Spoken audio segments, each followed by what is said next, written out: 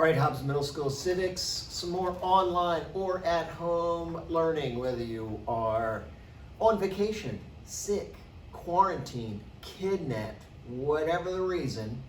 I'm glad you're here, found these videos, and are keeping up with our study of civics. So we're on Chapter 3, Lesson 4, Forms of Government.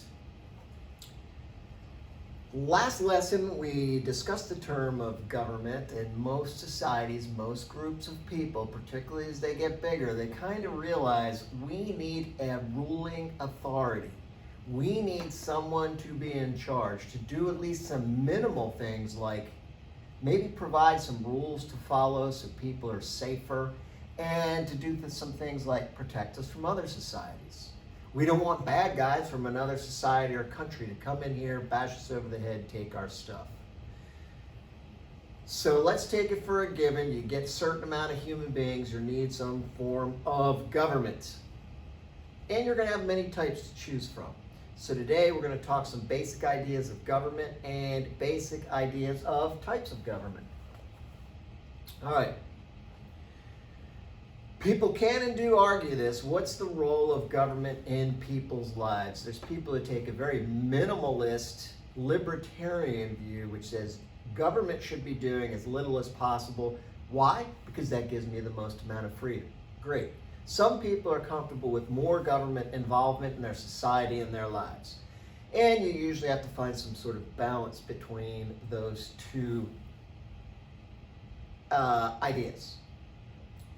So, as far as our book's concerned, and some basics we want to know about what a government is supposed to do and typically does, it is probably at a minimum going to provide some sort of order and some sort of security. The idea of order is we don't have anarchy, we don't have chaos. That is a way I can hopefully be ensured my rights, my life, my property are protected because this entity called a government is going to have some role in protecting them, protecting my lives, protecting my property, protecting my rights. From who? Other citizens. And then, of course, another role of government is to protect us from outsiders, another society, a country. There are some countries that are more than happy to bop other countries on their head and take their stuff, right? So I think we've decided as a people it may be useful to have some sort of entity, a government, that exists to protect us from other groups of people, other countries, all right? Always think, though, how do we keep this in balance?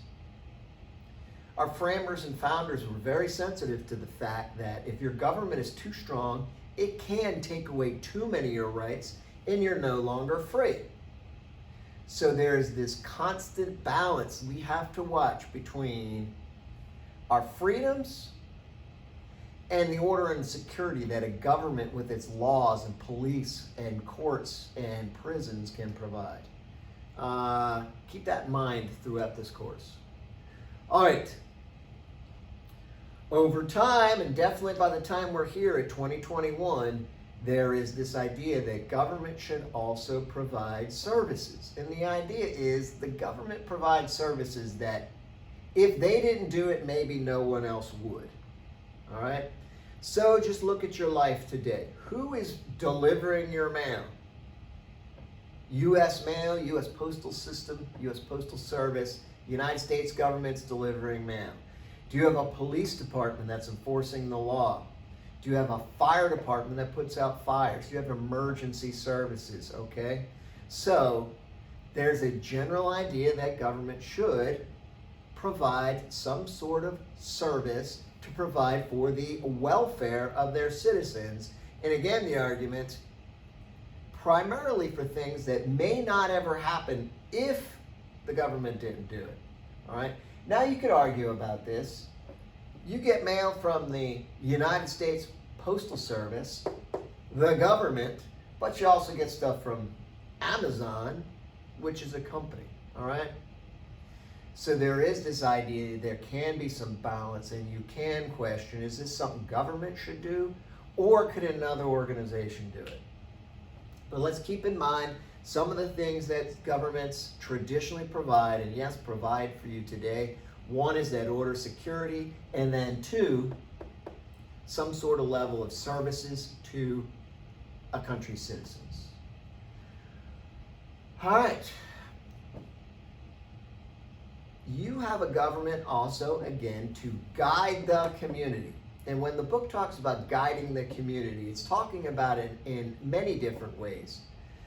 You have a group of people, a community, a society, and really what we're talking about here is a country. There's going to be some things that the country has to do.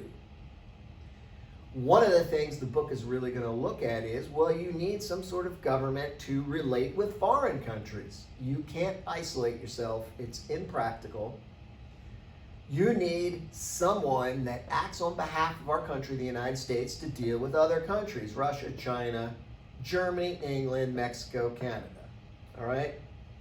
So one of the jobs a government's going to do is to provide public policy, to create these big picture decisions to guide the country and move us through problems, opportunities, relationships with other nations, etc.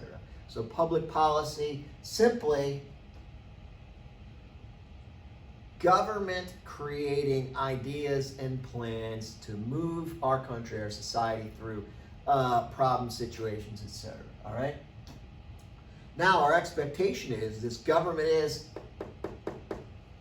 using our money and our time and our resources wisely, and that's where you participate as a voter. One of the many places you do. You watch our country's public policy decisions, and if you like them, great. You endorse them. You say yes by voting for those people that do things you like. If you don't like the government's public policy, then you have the choice of voting these people out. All right? Levels of government. This is a huge thing to understand because, well, it's on the EOC. You're going to get questions about this on your state test. But why do you get questions about it on the state test? Because this is fundamental and basic to our government.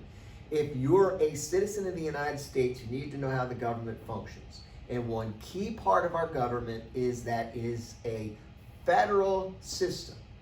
Cool. What does that mean? It means we operate our government in layers which share power.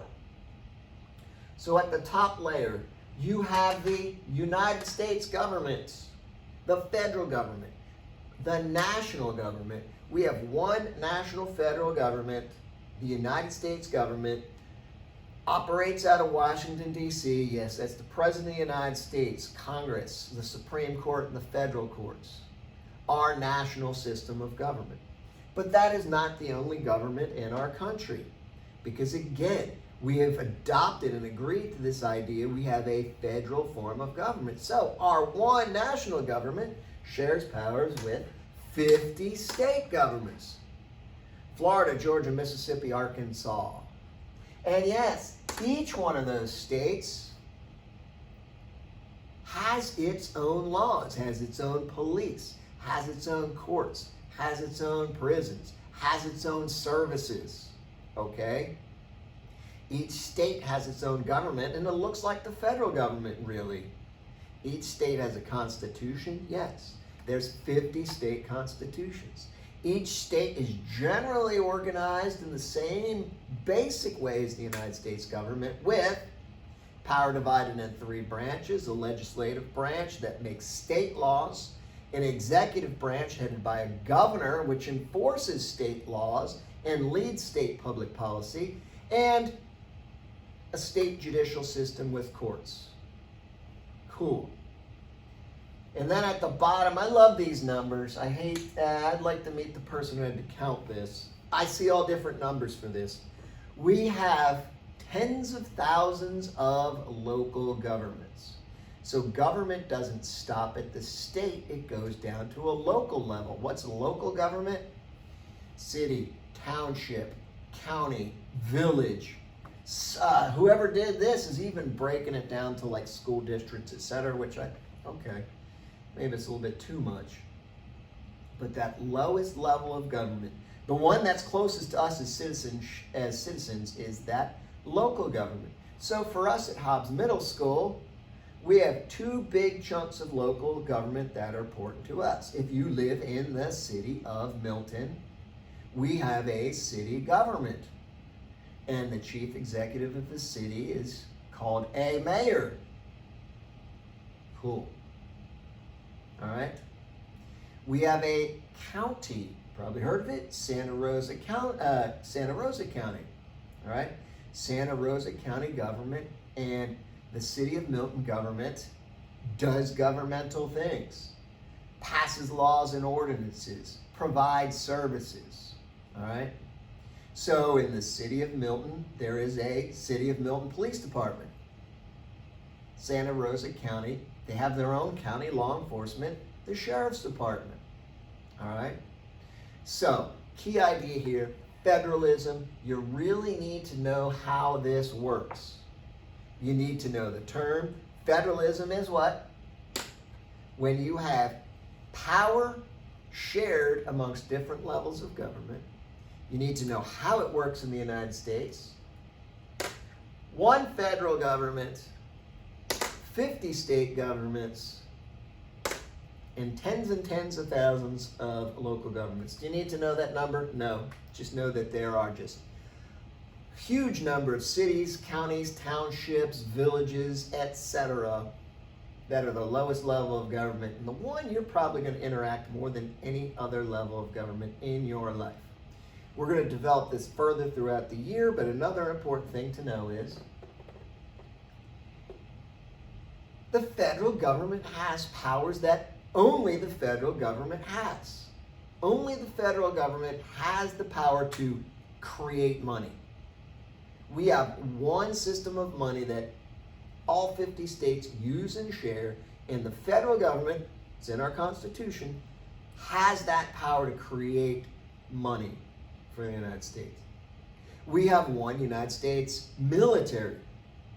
These are federal powers and only federal powers. Well, there's some powers that get reserved to the states because the federal government can't and shouldn't be doing everything. So what are typical state government powers? State governments run their own school system. You don't like Hobbs Middle School, don't call Washington, D.C. and complain to the president. No. The federal government does not run your schools. The schools here are run by the state of Florida. So you don't like Steve Biankowski, he's a terrible civics teacher, get rid of him. Please don't call the president. He has nothing to do with our state-run schools. Call the governor, who is right now, 2021, August, September time frame, Ron DeSantis. Cool. You need to understand this concept. Big to know. Key way our system of government operates. All right, more on that. Federal and national government, one of them, Washington, D.C., President, Congress. They have some of their own powers. Some of them are listed here. 50 state governments. Each state has its own powers too. Some of them listed here. The easiest one and the one closest to us, schools. States run their own schools. And then you have local governments too, all right? Local governments do a lot of stuff that impact you on a daily basis. They have say in schools, they have their own police, fire, emergency services, etc. A graphic if that helps. So I'm a citizen of Milton. How does federalism affect me? Well, at the local level, I really have two governments that affect me, Santa Rosa County and the city of Milton. Florida, my state, in the United States government, all right? Each have their own powers, and guess what? There's some powers each share. An important one is taxation. Every level of government can have its own taxes, and they do. Are there city taxes on property? Sure. Are there county taxes on things I could do like build, develop, buy, sell? Yes. Are there state taxes? Florida state sales tax. So every dollar you spend in Florida on most stuff has a tax on it, 7 cents. So you buy something at Walmart and the price tag says $1. Is that what you pay at the cash register? No, you pay what? $1.07. That 7 cents is a tax that goes to the state of Florida, and the dollar goes to Walmart. Why do we have these things called taxes? Because the government does stuff. It needs money to do those things. You want police, fire, roads, schools? You're going to have to pay some level of taxes. And finally, at the tippity top, federal government. All right, types and forms of government. There's many. This is another thing. You'll always see at least one, maybe two questions on the EOC of forms of government. The key to civics is understanding our government here in the United States. You have to know it. If you don't know these things, you can't talk your way through these very basic elements of our government. You're not an informed citizen that the framers and founders of our country said we needed to make this government work. So those are things you have to know. You have to know how democracy affects the United States. You have to know that the United States is a republic. We'll go over this a lot, but start getting this in your brain now.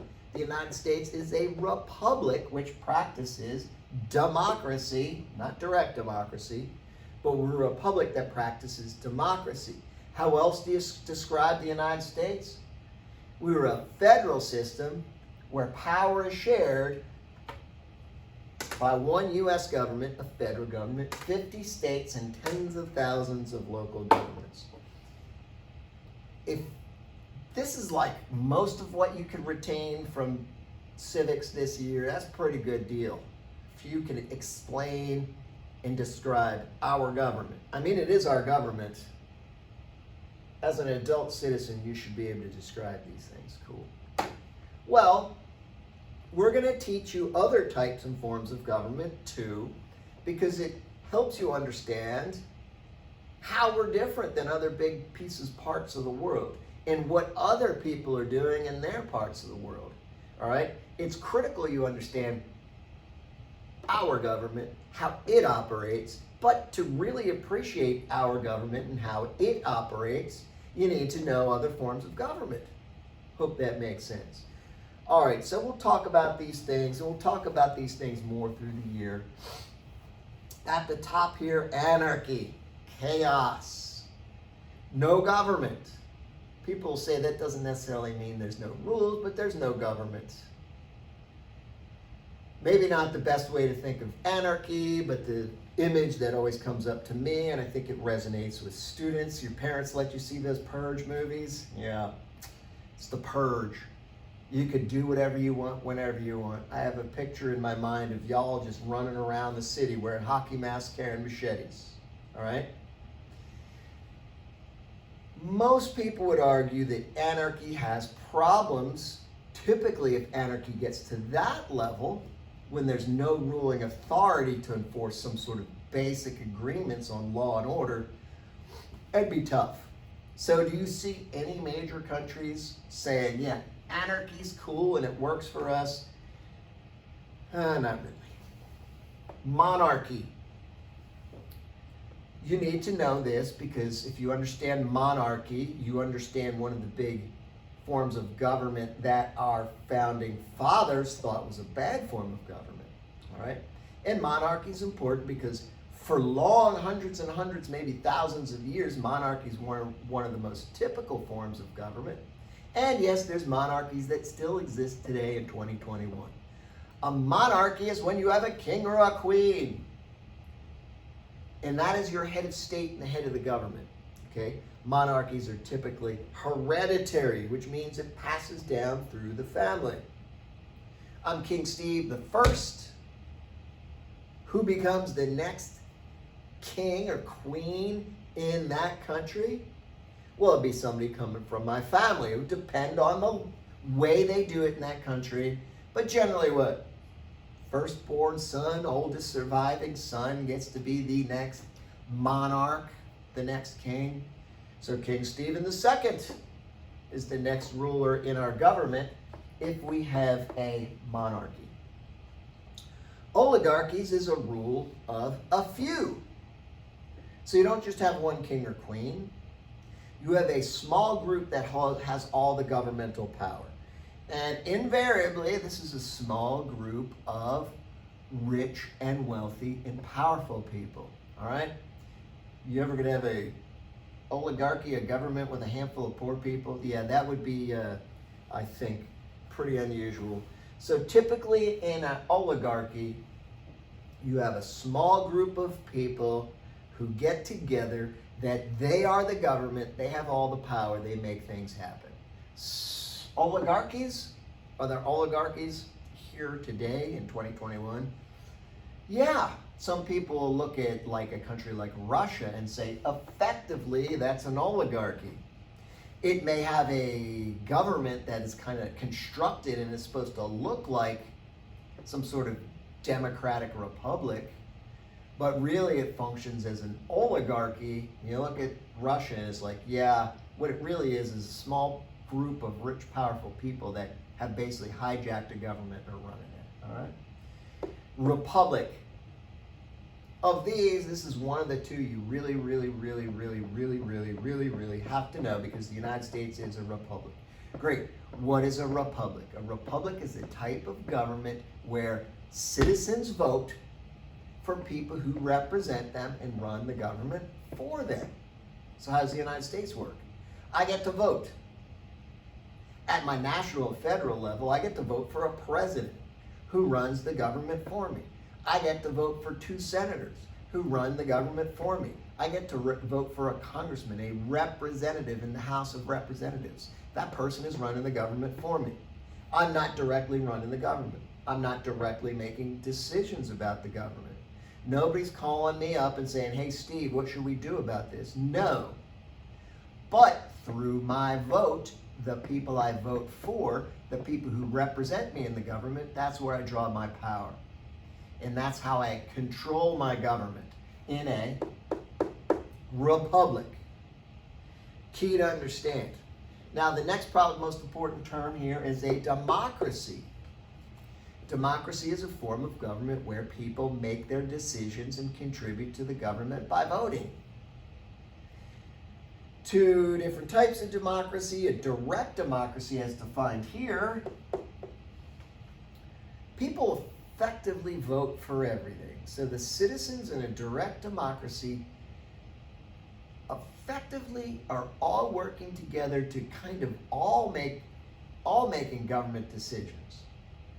You can probably see the problems with direct democracy. One problem is, as an organization or a society grows to a certain size, is that even practical? You know? You now have a country of 1 million people. Can you get 1 million people together and have them vote on stuff? Well, sure, through social media and a website. Okay, sure, maybe. But it gets very hard to make all your government decisions and run your government through direct democracy, citizens effectively voting for everything, right? So that's why direct democracy actually becomes sort of rare. And if you're into democracy, you are a republic, where some of those impracticalities and some of the problems of a direct democracy are addressed by Steve doesn't vote on every single thing the American government does, but Steve votes for representatives who run the government for him. Hopefully that makes sense, right? Problems with democracy, part of it is it's just unwieldy and impractical when you get on bigger numbers. Another thing we'll talk about is called tyranny of the majority. If there's no restraint on the majority. Big issue our founders and framers of the Constitution had, because they say this, okay, great. it makes sense, and it kind of, you want to go along with this idea. Great. People will vote, and whatever the majority wants to do, that's obviously the right thing to do. You're 12, 13 years old, but I think by now you understand that you can have the majority of people want to do something. It doesn't mean it's a good idea or decision. Majorities make horrible decisions every day, right? Sure. So that's another problem with the idea of a direct democracy is, how do you control that majority? How do you protect the minority? And we'll talk about that. Tyranny. We're starting to get to this part of the list. We're talking about dictatorships. We're talking about a form of government where typically a small group, one party, or maybe one person has all the power. Effectively, no one else in the country has any power. If you have any kind of voting at all, it's corrupt and rigged and fake. Some people say Russia's in that boat right now, right? So a tyranny, you usually have one party, one small group, one person who exercises almost total control over a country, usually using secret police and military power. And the total control of government over everything, that would be an authoritarian state, where the government not only exerts governmental power over like political things, it exerts power over everything in your life. Authoritarian states. So an authoritarian state, North Korea is probably a good pick there. They have one political party, one ruler. The rule in this country of North Korea becomes like a monarchy. It's been passed down in one family. And the North Korean state and government rules over everything in the country with an iron fist through secret police, military, and a term we're going to see, propaganda. Propaganda is the use of information to get people to think and act a certain way. Brainwashing, not exactly the same thing, but when you hear about propaganda, you may think of this term brainwashing, where somebody's trying to get you to believe things and do certain things through the use of giving you certain information. Cool beans. All right, direct democracy. We hear about this and we always credit the ancient Greek city-state of Athens of coming up with this idea of democracy. And yes, the citizens of Athens would make political decisions together through some sort of vote. Now, was everybody in Athens a citizen? Nope. Did they have slaves? Sure. Were slave citizens? No. Roughly half the population was going to be women, right? Were women citizens? Did they have the right to vote? No, typically not. So, remember, when we talk about a country's citizens, we got to ask specific questions like, okay, who really is a citizen here? But the idea of direct democracy starts in the ancient Greek city-state of Athens about 2,500 years ago. And they come up with this idea, hey, people vote. And whatever the majority says we're going to do is what we're going to do. So majority rule is you get one more vote, you get that 51%, that's what we do. And as we discussed, and then we'll see, sometimes that doesn't always work. Sound good? So you see my question there. Think about that during this lecture and about this course. Democracy sounds good, and it generally can be.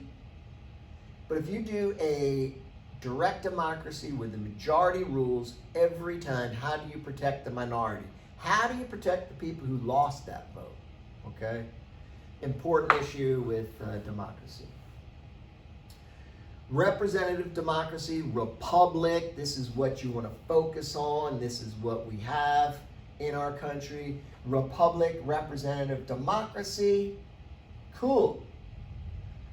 We get to vote for our government representatives. We get to vote for people who do the governing for us. That means I get to teach, I get to be a father, I get to read and do my thing, my running, my weightlifting, whatever. I don't have to think about constantly making decisions for the government, all right? My job and my role as a citizen is to be informed, and when it comes time to vote, tell my government what they should be doing by voting. Yeah, and I can call them and email my congressmen and my senators too to tell them what to do. But the idea of a representative democracy, bam. I vote for people who run the government as my representative. Republic, same idea of a representative democracy. And we are a representative democracy. We're a republic, and we do something that other representative democracies don't do. We get to directly elect a president. What does that mean? Some countries you vote for representatives, and then they pick the head of state, the prime minister or the president, all right? Not us. I get to vote for my representatives, my senators, and my president. Cool beans. Yeah, you need to know this, please. You come away from this course at the end of the year with just a handful of stuff. That needs to be part of that handful. What our government is. Because you ever see that stuff on YouTube or TV? They interview full-up adults, sometimes college students, and they ask them basic questions about the government, and these people know nothing. I don't want that to be you. Constitutional monarchy. Okay, this is a monarchy where you have a king or a queen, but they also have a formal government that kind of limits the role of that king or a queen. A perfect example of this is our friends, allies across the ocean. England, excuse me. Yes, they have a queen. They have a monarchy. Queen Elizabeth, might have heard of her. What's she now, 93, 94? Queen Elizabeth acts as head of state. In a constitutional monarchy, though, the queen's role is very limited. And some people say, yeah, the queen, you know what she does? She's good for photo ops, smile and wave. But she really does not rule. She really does not run the government. Well, Mr. B, who does? Well, that's the constitutional part come in. England has its own government, which is developed over time. They have their own legislative branch. They don't call it a Congress. They call it a parliament. Cool old building. So if I'm an English citizen, I vote for representatives who represent me in parliament. And then the parliament's going to pick a prime minister, their version of a president. So parliament and that prime minister effectively run that government. But they do have a monarch, king and queen. What's that monarch's role? So it's a monarchy limited by a government, where that constitutional government really has the government power. King or queen's effectively a figurehead, if you ever heard that. A representative, a picture, like does PR, but really doesn't rule in a traditional government sense.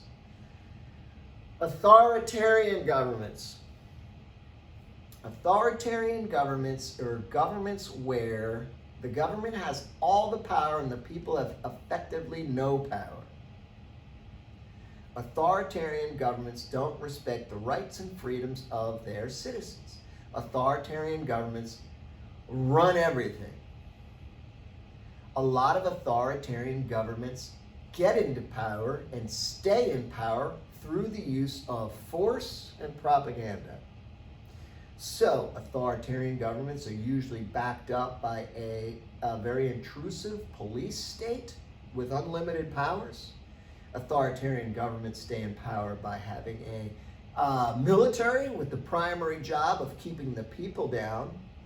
And they use this thing called propaganda. Propaganda is using information to affect people's thoughts and decisions and actions.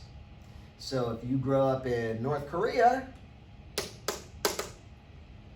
you are under an authoritarian government. The government controls everything. And this goes into potentially every aspect of your life. Your school's controlled by the North Korean government. Stores and jobs are controlled by the North Korean government. TV is controlled by the North Korean government. Newspapers are controlled by the North Korean government. So everything in your world, in your life, is controlled by the government. So They use this control to feed you propaganda. So if you are a child in North Korea, the only stuff you know is what your government tells you. And what does your government tell you? In North Korea, the message is pretty simple. Our leader is basically a god. The government is awesome. And you should follow your government, no matter what. And never question it. And oh, by the way, if you don't follow your government and you do question it, you know pretty soon as a North Korean, the secret police is going to snatch you up, throw a bag over your head and lock you away in a concentration camp. And that's if you're lucky.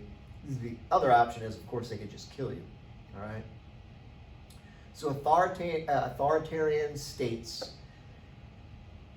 own all aspects of their people's lives, and you don't get any freedoms. And this idea of ideology here, the government just doesn't control what you do, but the government controls everything, to include try to control what you think. Terrible stuff. Authoritarian regimes exist in the world today, sure. Best example, you don't have to go that far, North Korea.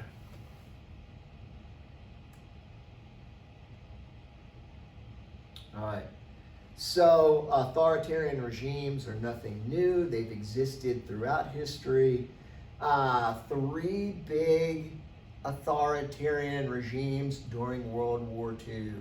Of course, hopefully you recognize these people. You should probably recognize one, probably two. You go 3 for 3. Send me a text or email. I'll send you a prize out here.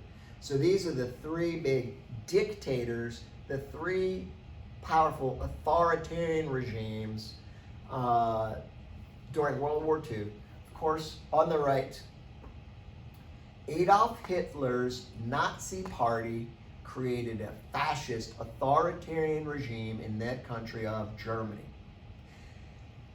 And then that military power that Germany creates, Hitler uses it to basically start World War II. One of his allies, bottom left, the one that you may not know of, probably the one that gets the least attention, that's Hitler's ally, partner and friend during World War II, Benito Mussolini of the country of Italy.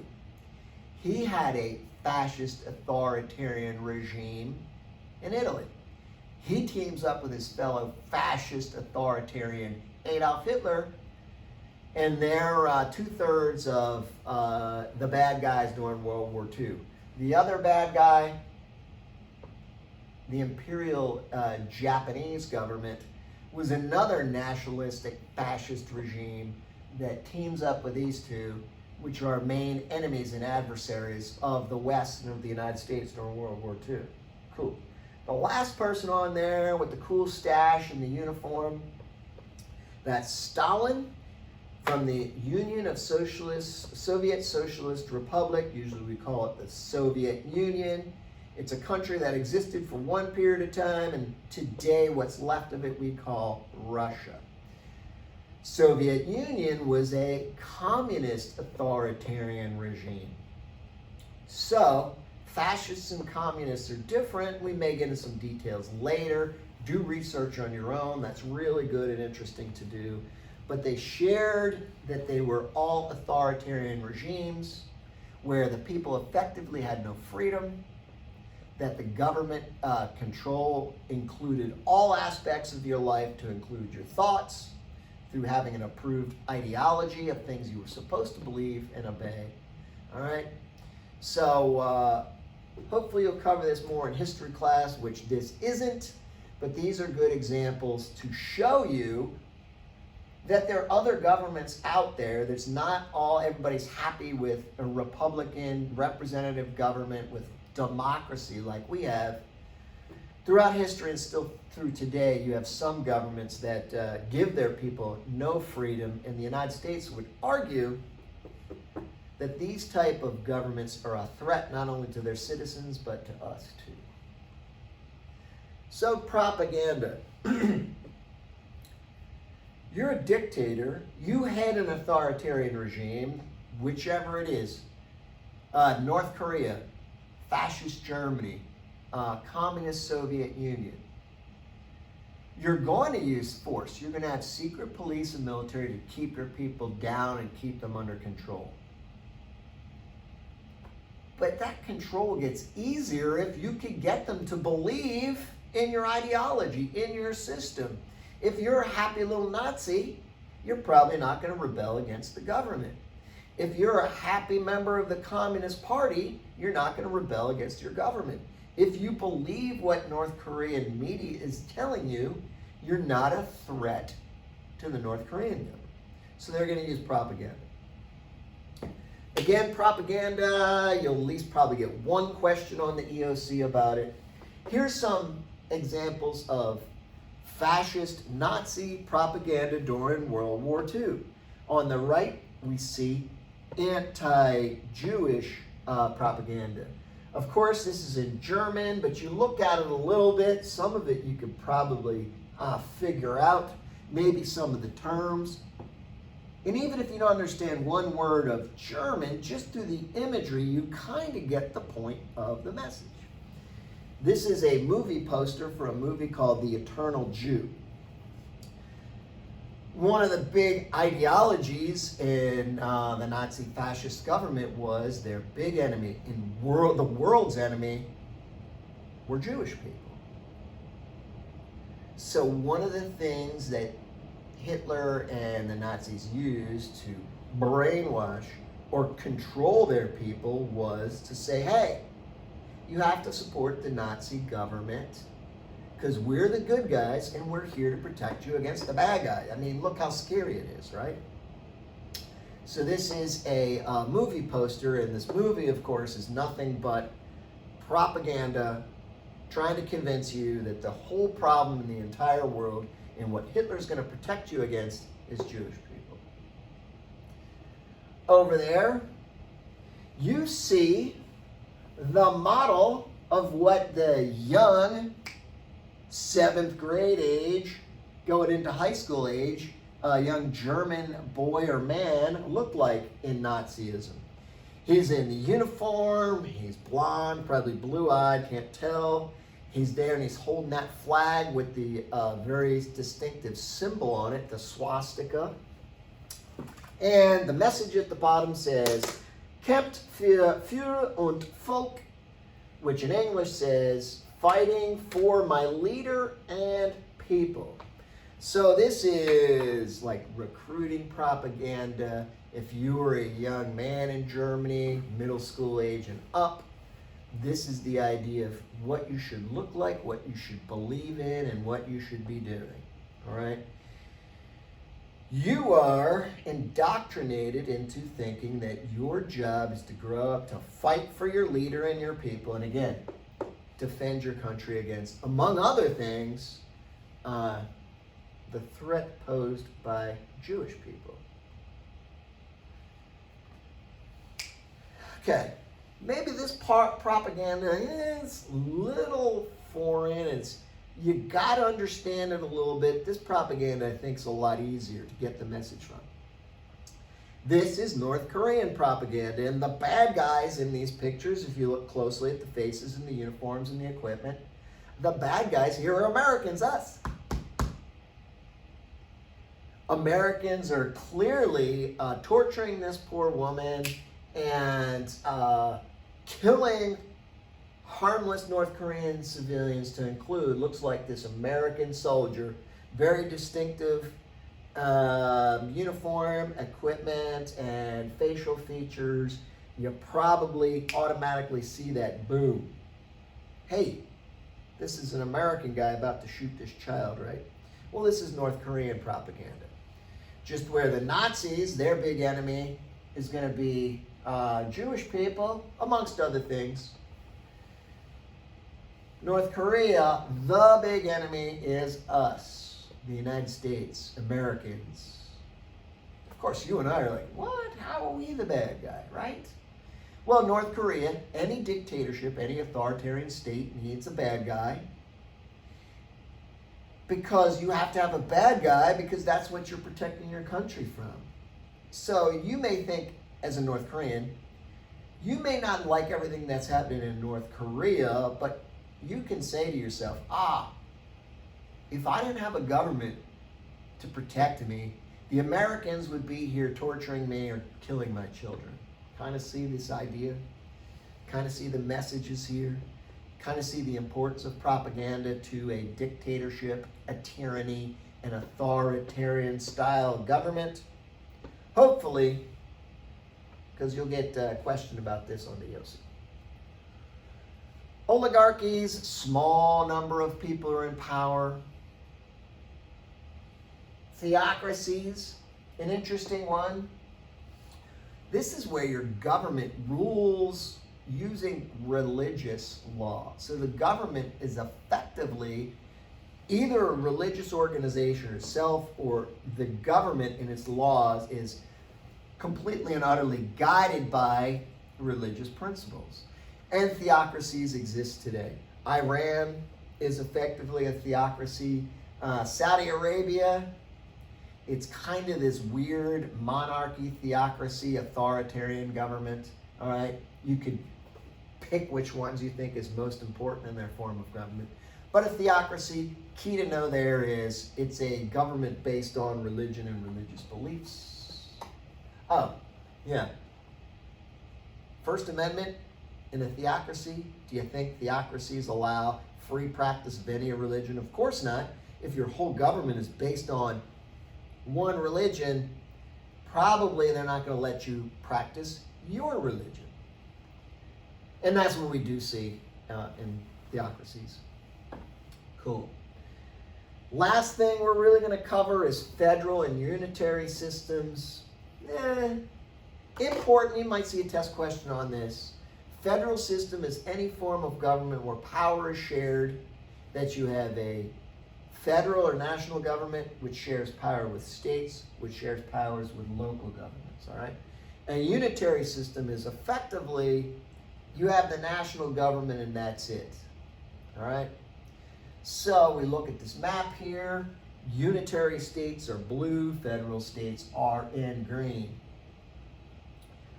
Maybe the teaching point here gets you thinking about why you would choose a federal form of government may be size. These physically large countries have figured out maybe that we're so physically large and maybe we have such a big population, it's probably a good idea to split the government up so you don't have one national government trying to run everything. So look here. America, physically large and a big population. Federal. Canada, physically large but with a small population, still says, hey, federal works for us. Brazil, Russia, Australia, India, physically large countries and or physically large countries with big populations. Federal, share power with states and local governments. Physically small countries, maybe you're England or you're Japan, can't reach. Maybe it makes better sense for those countries to say, you know what? We don't need this complicated power sharing arrangement between states and federal government if we were a certain size or certain population number. Make sense? Cool. Know the difference between federal and unitary, but the big thing is to know the United States is a federal government. We believe in federalism. Questions, problems, concerns, communicate those to me. Email me. You don't know my email, it's fine. You should by now. It's the teacher name, the first name at Santa Rosa. But you don't have to remember that. Just go to Hobbs Middle School's website, go to faculty, and just click the link for my name, send me an email. Or send me something on Teams. Y'all have a Teams account, go on there, send a little chat to me. I will get it. And the absolute best thing you could do is join us on Remind. Remind is a texting service. It's the only thing you're going to be able to use to get me 24/7.